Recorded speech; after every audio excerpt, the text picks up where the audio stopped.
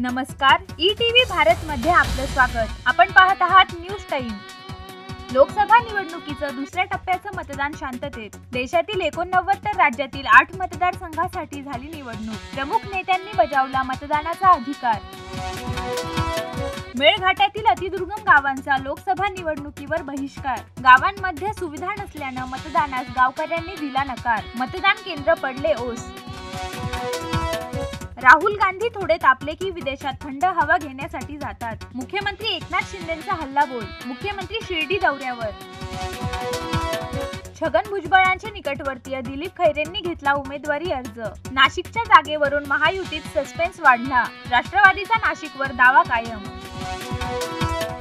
EVM बंद पाडणं हे भाजपा आणि पंतप्रधान नरेंद्र मोदींचं कारस्थान। खासदार संजय राऊतांचा आरोप। मोदींना जाब विचारण्याची निवडणूक आयोगामध्ये हिंमत आहे का? राऊतांचा सवाल।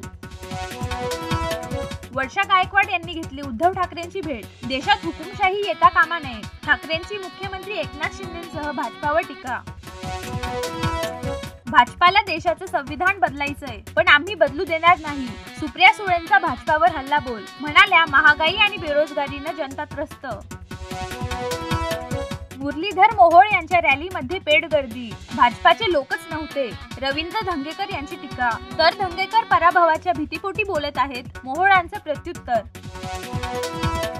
ईव्हीएम वरच होणार मतदान। विरोधातील सर्व याचिका सर्वोच्च न्यायालयानं फेटाळल्या। सर्वच व्हीव्हीपॅट यंत्रांची मतदानानंतर पडताळणीची मागणीही न्यायालयानं फेटाळली।